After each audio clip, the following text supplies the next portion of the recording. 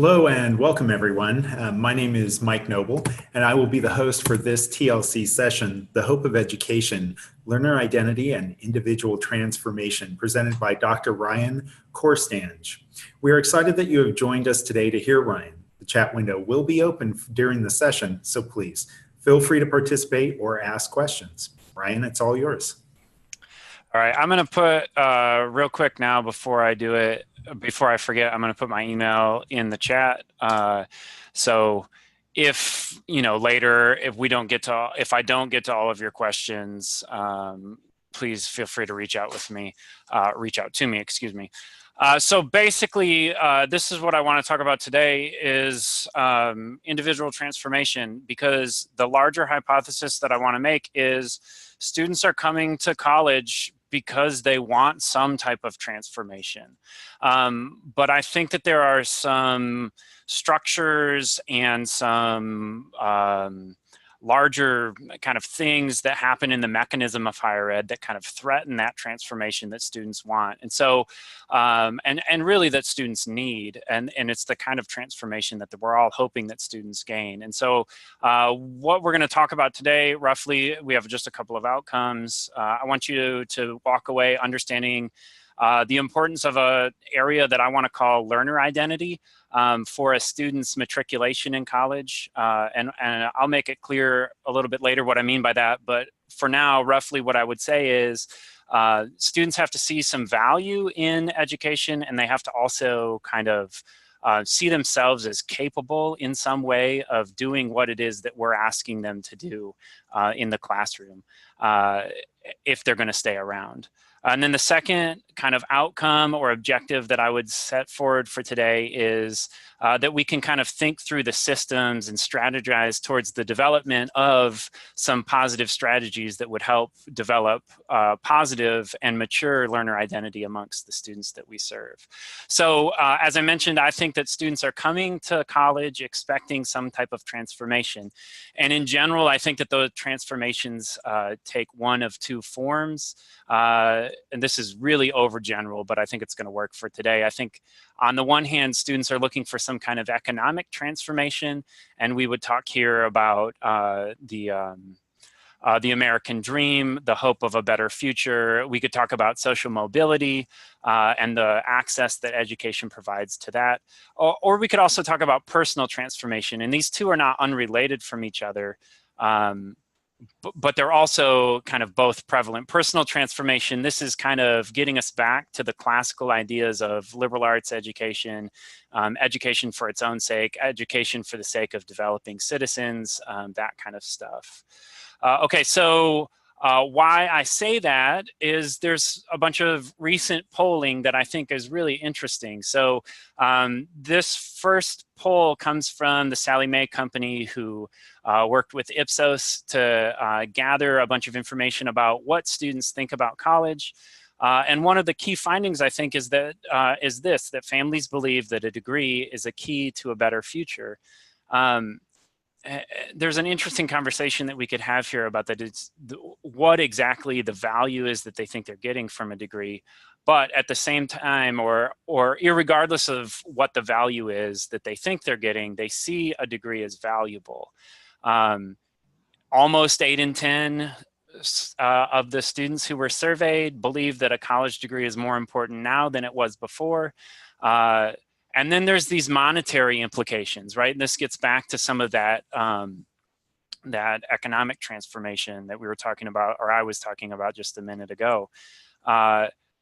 This is another thing. This is from, or another piece of information that I think is really interesting. This is from the website that, the governmental federal student aid website, where everyone has to go to fill out the FAFSA.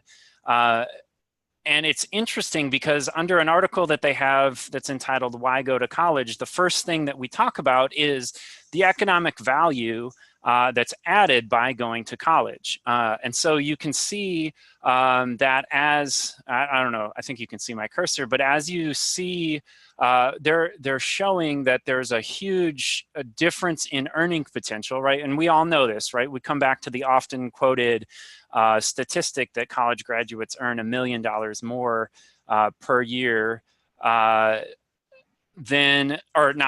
year, over the course of their career than people who didn't go to college. And so it's interesting. Economic transformation seems to be something that we're comfortable letting students expect, but also something that students are expecting from college. And then here's some statistics from an article that I think is really significant. These researchers, they studied incoming first-year students, and there are a couple of really significant observations. So the top 3 reasons that students come to university are for improved career prospects. Okay, so and I think that directly connects to economic or professional transformation, for an enhanced quality of life.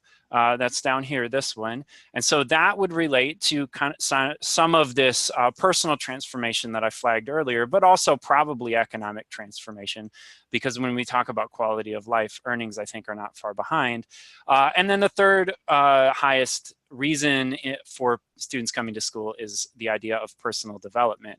And that's interesting also. But all of these things are very transformational in their language. Students are looking to better themselves, to become something that they aren't, to kind of move forward in some way, to gain something. And all of that is really important, right? But all of that is not new, right? We understand and we have understood college as a period of identity development and of transformation for a long time, right? So there are a bunch of researchers who have thought about the transitions that happen in college, or the transformations that happen in college, or the various transformations that happen in college. So you have psychosocial development and cognitive development and moral development and racial identity development or sexual identity development. And then some interesting research would suggest that the areas for development are intersecting, and they're not just individualized. And I think that becomes really important as we start to look at the position of the university or our institution as it relates to a student's identity. There's some other research that I think is really significant when we start to think about identity. The most recent streams of this identity development research would indicate that identity is a socially negotiated process. And in part, what that means is the way that we understand our identity, it comes and it's an expression of both the way we make meaning of the world and kind of the way we want the world to make meaning of us. And that's really interesting. The research would also indicate that identity formation is not a linear process necessarily, but it's contextual and it's interrelated. Yeah. So the result of all this research, I think that there are various identities that students are exploring and developing as they come to school. And I think that we have to be very conscious of the way in which institutional structures and classroom structures affect that identity development. And here is a graphic that I think helps make sense out of kind of the way that researchers are thinking about identity. Okay, so this is from these articles here. Initially, this first atomistic structure was proposed by Jones and McEwen in 2000, and it was modified to add this meaning-making filter. And so what they're arguing for is, at the core of the way we see each other is this core sense of identity. So this would be like what I consider my person to be. It's the stuff that matters to me. Outside of that, on these big spheres, we have different aspects of identity and different aspects of kind of what people can see about me. Okay, and these little nodes, these dots that they represent, these things are different levels of importance, right? As they get closer to the core self, they become more important to the individual. So basically, I think a key here is that as students enter our classrooms, right, we can see some things that matter to them, but we can't see everything that's important to them. And we don't necessarily always get a sense of their core self. And that's okay, right? That's natural, and that's a part of the way things are. We'll talk about that a little bit more in a second. The other thing to note here is that these spheres of identity are intersecting precisely because they're not mutually exclusive, and they develop in relation to each other. Okay, then let's talk about this meaning-making filter. This is kind of a translational lens, I guess, if you want. And the way that it operates is it's kind of bi-directional. So it allows the individual to translate him or herself into a context, and it allows the context to be translated by the individual as it relates to their identity. Okay, lots of stuff about identity. But the thing that I think is central is if we understand this structure, the various transformation that happen during college are central to student progression. They're central to somebody's developing sense perhaps of their core self, and they become really important, and important because they affect learning, and they affect maybe even, if you want, what somebody thinks learning is. Okay, and one more piece of theory, and I promise to be done with theory after this, because I get that theory is a little bit dry sometimes. But the last piece of theory that I think is helpful is this idea of positioning theory. Okay, so in general, what we have is we adopt identities, and they happen the identities that we adopt happen because either we take up an identity or we reject an identity that's put onto us. And this becomes, I think, really important in the classroom, and I will talk about that when we get to the next slide. And in this context of positioning theory, and identity position is something that has, it's like a loose set of rights or duties that limit the possibility of action. Right, so in a classroom that I teach, one of my identities is as the instructor, right? That limits the action that I can take, right? Primarily, I have to moderate discussion, and I can't perhaps be as provocative or maybe even as absent as I might be if I didn't have that identity. Okay, so why does this matter for first-year students? And this is the question that actually starts to matter more. But the reality is we position our students in our institutions and in our classrooms in some pretty important ways.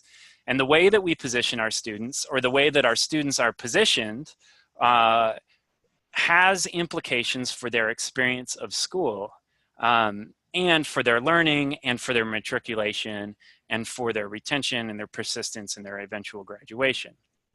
Okay, so I just want to think about 3 positions that students take for the time being today. So the first thing that we do is we position students as novices in relation to advanced students and in relation to faculty. So on the one hand, right, we can see this in course numbering. Students who are beginning take lower numbered courses. They're generally 100 or 1,000 level courses, whereas students who are advanced, they take upper division courses, which are 400 or 4,000 level, or whatever the structure might be. We also position students as novices in regard to specialization, right? When students enter school, they're generally taking transition courses and general education courses, which are quite a bit different in terms of the expertise that's required than our major specific courses. And then one way that we also position students as novices here at the institution where I work in Tennessee is around registration. And we're registering students for classes right now. Registration here is done by seniority. So students with the most credits register first, and students with the least credits, who are the most novice, register last. Another way that we position people in the classroom and students in the classroom is against the teacher. And this is really complicated sometimes, but the teacher has institutional responsibility for grading and for assessing a student's performance. And that sets the students in opposition to the teacher sometimes. Often the way that we construct a class, the teacher is the one who knows, whereas the students are those who learn. The teacher is the one who has the answers, while the students kind of look for the answers maybe at best sometimes, or even just simply repeat the answers that the teacher has given them. Teachers are also the ones who research and create information. and students are positioned often as consumers of the information that teachers create. And in a lot of ways, institutionally, teachers become gatekeepers to that future, to that transformation that students want. And students then are kind of seekers or travelers trying to navigate some of the institutional dynamics that we have. Another way that students are positioned is against scholars.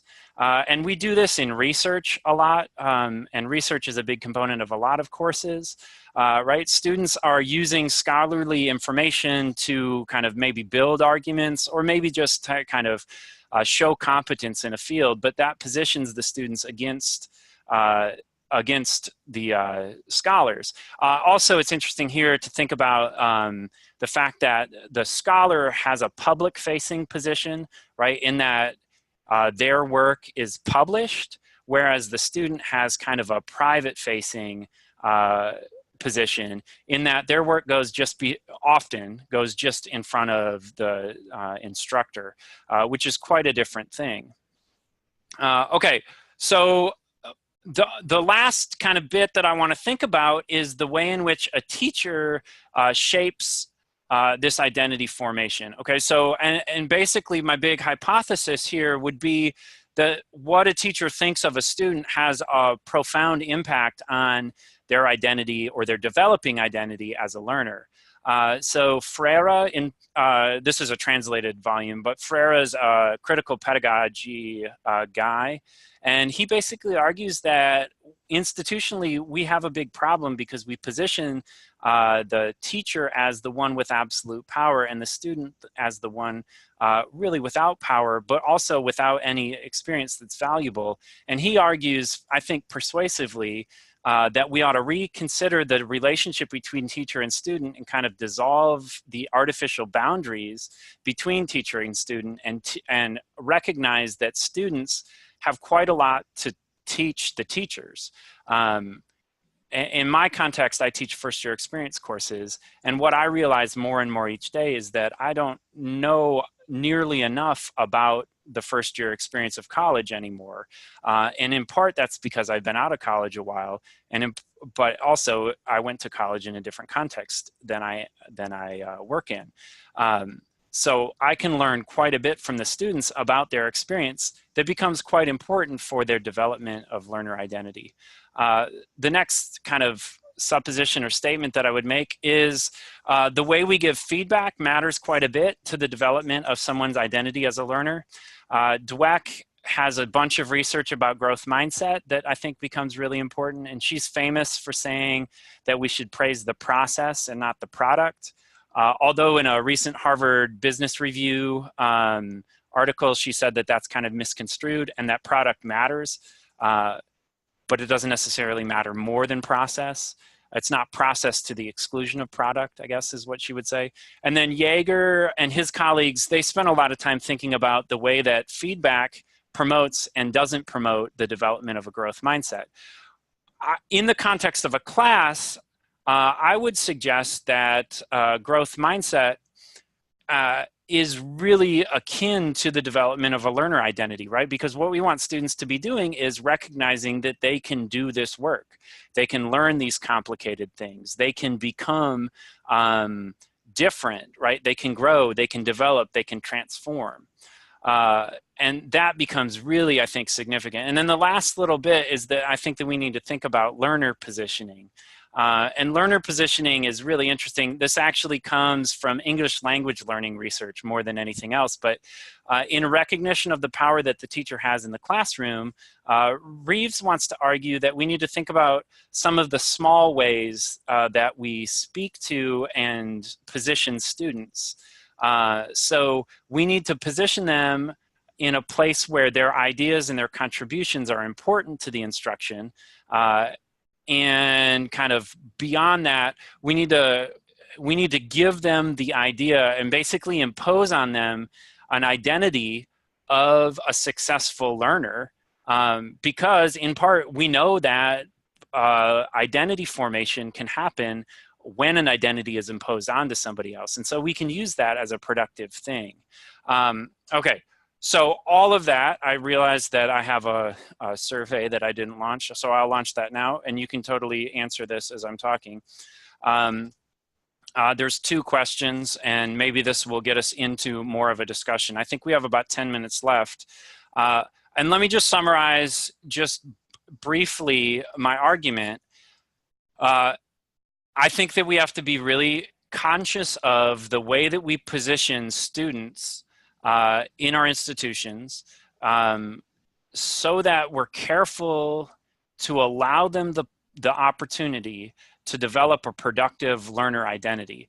And I feel like especially as we move into more of a more and more kind of a performance metric in the assessment of our learning, or our instruction or our institutional success or whatever, I think that it's more and more important, or increasingly important, that we spend some time thinking about how we position students and how we enable them to learn in the classroom. Okay, that's kind of all that I have in like a formal sense, and I am more than happy to take questions in the comments or expand on anything. Yeah, whichever you guys think would be good. Hi, Ryan. And while we're waiting for that, I actually had a question that popped up. Yeah. I think I'll start it off and then I'll let other people roll with it. You mentioned Reeves and the imposing of identity, and also the social constructs of identity. I'm just wondering if you can talk to some of the tools in online participation that you've seen, and how text and maybe video assist or detract from that construct of identity. Yeah, that's a great question. And so I think that the online presents a specific problem, or not problem, or challenge, I would say, to the development of a learner identity, because in a lot of ways, students, it seems to me, are coming to online with the mindset of a consumer, and they're looking to take from the classroom and not contribute so much to a classroom. And it really privatizes the relationship between student and teacher quite a bit.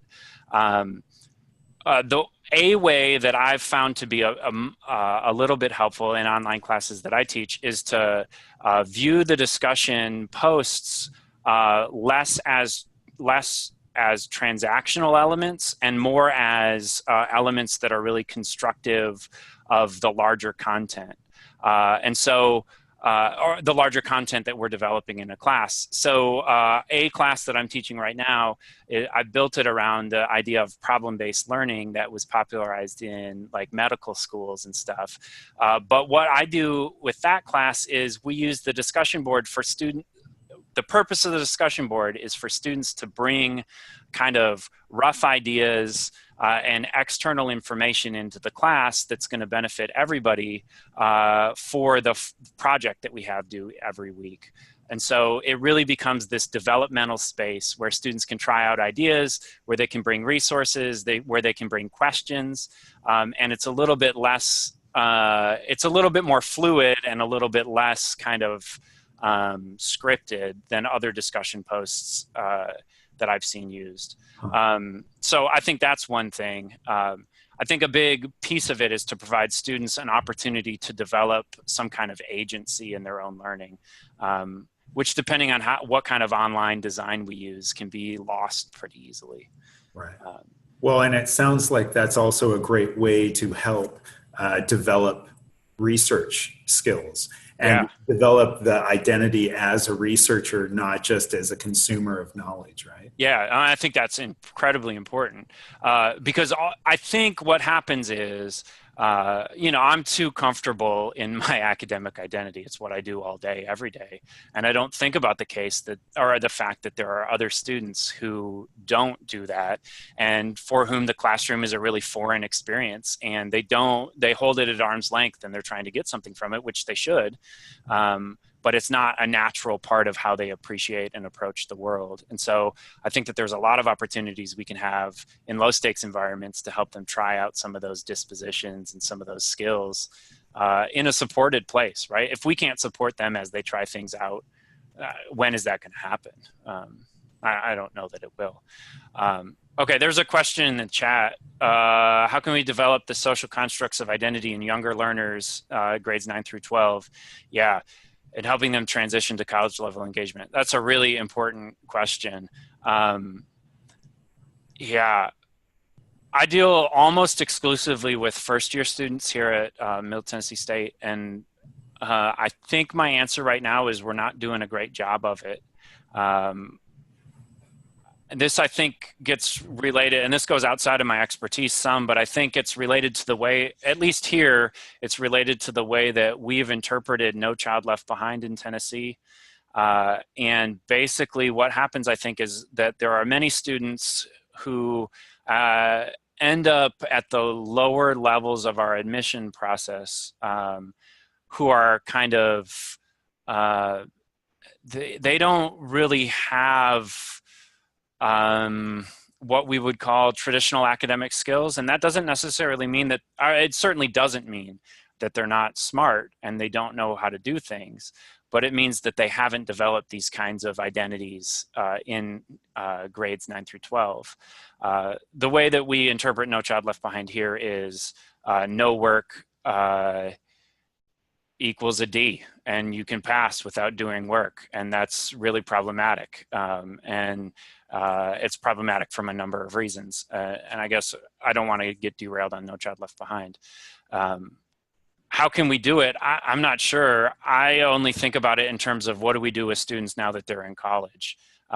It would be great if we could put them in a better position entering college, but that's kind of outside of my scope of practice. So I think about how to develop them here. And we do that a lot with some reflective stuff, right? We prioritize reflective thinking and metacognition quite a bit. Because I think that if we can help students think about what they've done and how they've learned previously, they're in a better position to change their process and make the improvements that they need now that they're in a new situation with new expectations. Okay, the next question, classroom can be a place of anxiety for adult learners who are experts in other areas of their lives. Yeah, how do we help those new adult learners feel comfortable with this environment? Yeah, that is really important and increasingly important as adult learners become kind of the traditional college student, right? Because they're now the larger segment of college students more than the 18-year-old. That's unfortunately another question that I don't think we have a great and definitive answer for.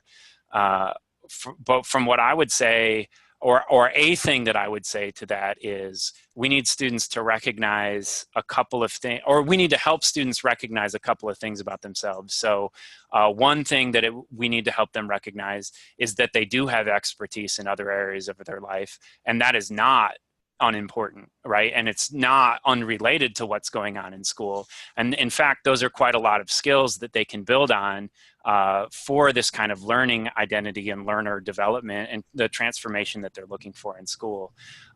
Even as something as simple as knowing how to work through a complicated and difficult task is something that's really, it's not simple, right? It's central to getting through school. And that's something that we can kind of build on with adult learners. Yeah.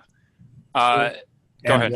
Ryan, I would just add too that we had a presentation by Dr. Jeff Borden yesterday, who he talked about that sweet path of lowering anxiety, and you just touched on it. Actually, you mentioned how you make discussion boards a low stakes area where people who maybe they don't know how to research or know how to delve into that learning. So I think that you touched on that as well. Yeah. I mean, yeah. I think that low stakes assignments and low stakes things are really important because not everything is high stakes, right? That's just the reality. That's interesting.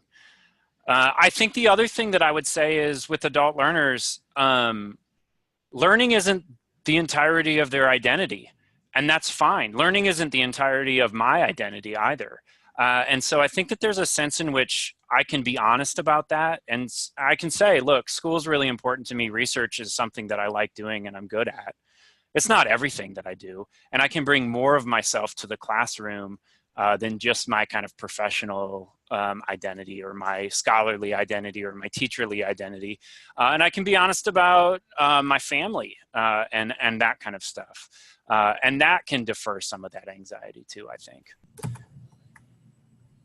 And I think we're kind of about out of time there. So I don't want to go over because I feel like that would be a problem. Well, Ryan, I just wanted to thank you so much for your presentation. I think it gives us a lot of things to think about, and it ties into the way that we engage learners, not only in their education, but in their identity and how that plays into their education and their development as human beings. I just want to thank you personally. Yeah, thanks. And it's been great. I've enjoyed it. Oh, good. And I also want to thank all the people who have attended this session today. Thank you, and please enjoy the rest of TLC. Thank you.